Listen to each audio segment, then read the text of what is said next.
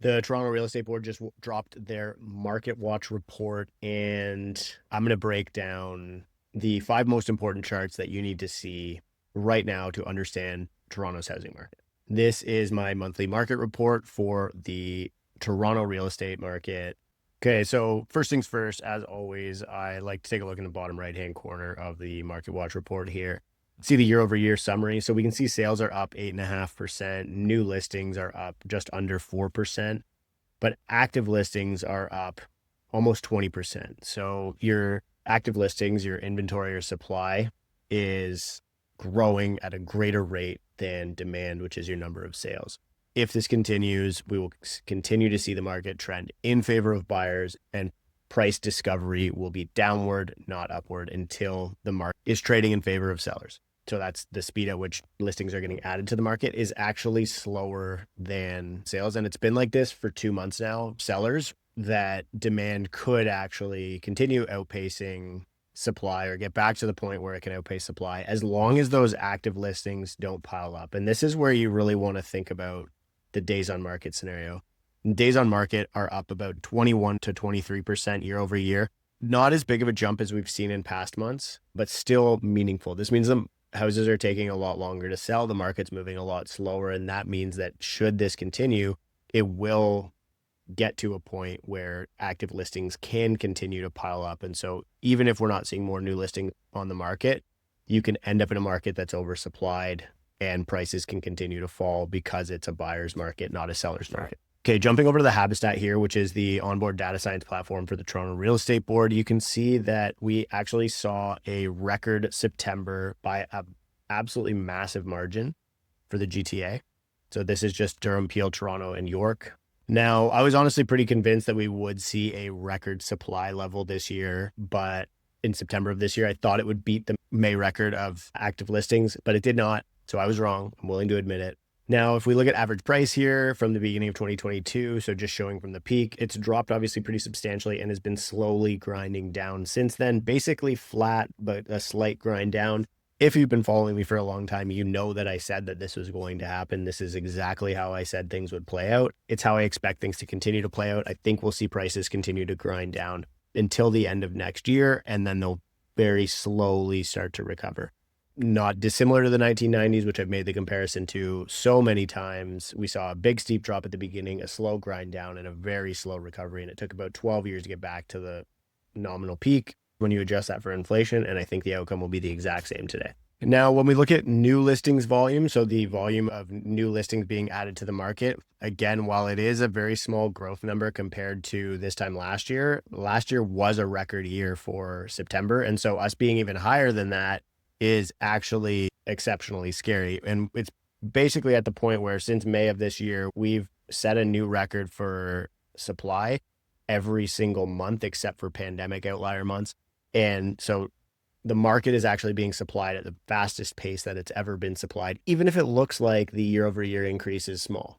And if you bring this over to active listings, not just new listings, you'll see that the number of active listings is way above your typical September active listings. And it didn't beat my May and June peak that I said that I thought that we would see, but we did see about a 4% increase month over month. Again, as it stands, supply is massively outpacing demand. And again, we're seeing this hallmark optimism from the real estate industry that we saw an increase year over year in the number of transactions. And remember when I showed you that original chart, the number of transactions was up about 8%.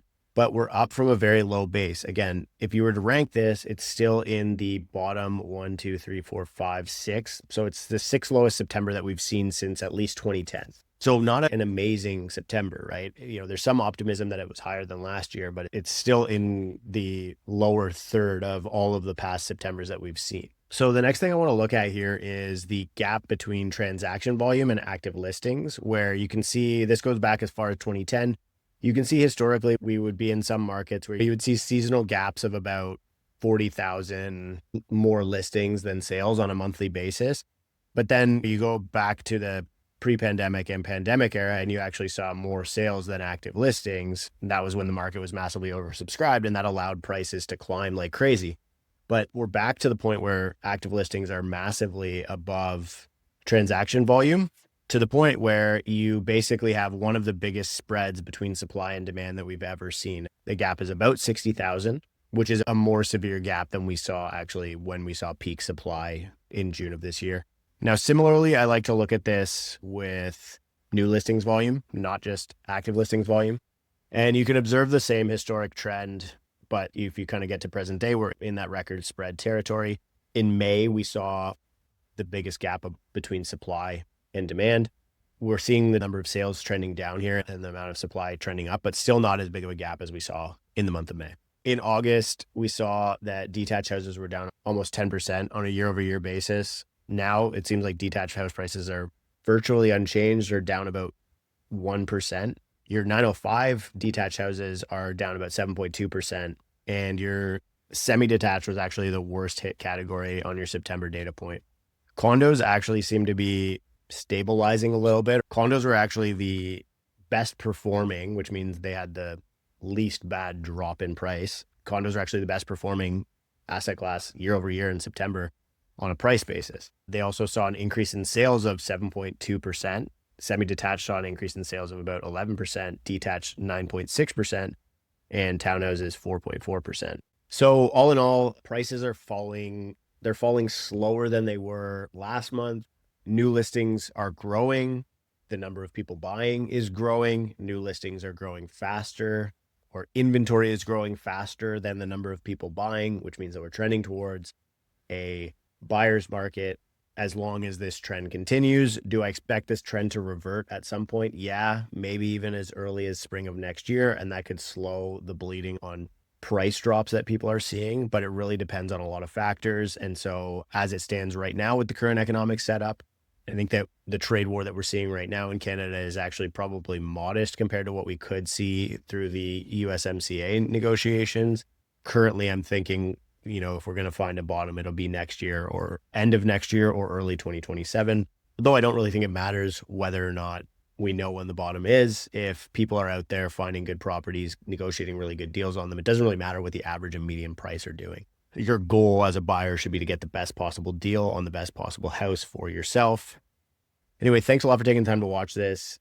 If you found this video valuable, please consider subscribing to my channel, liking this video, and leaving me a comment. I try my best to respond to all of the comments. And I'll see you again as soon as I can.